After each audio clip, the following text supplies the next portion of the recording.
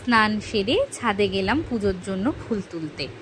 আজ খুব হাওয়া বইছে, গরম আছে ঠিকই, বাট এই মিষ্টি হাওয়াটার জন্য অতটা গরম লাগছে না। আকাশটাও হালকা মেঘলা, একদম পিসফুল মর্নিং ভাইব।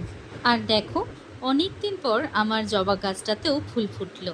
ছোট্ট ছোট্ট এই জিনিসগুলো আমার মনটা অনেক ভালো করে দেয়। আজ মানডে, তাই বাবার পুজোটাও সেরে নিলাম।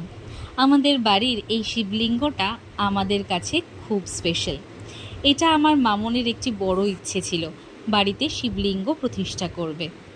পুজো সেরে বেরিয়ে পড়লাম অফিসের জন্য। সারাদিন কাজের মধ্যেই কেটে গেল দিনটা।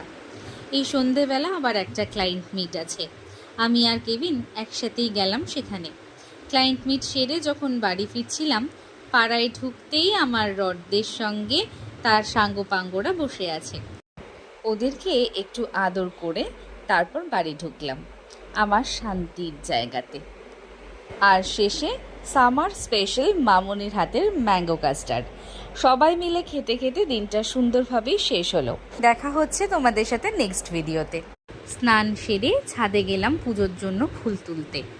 আজ খুব হাওয়া বইছে, গরম আছে ঠিকই, বাট এই মিষ্টি হাওয়াটার জন্য অতটা গরম লাগছে না।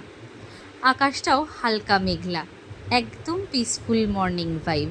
আর দেখো, অনেক দিন পর আমার জবা গাছটাতেও ফুল ফুটলো।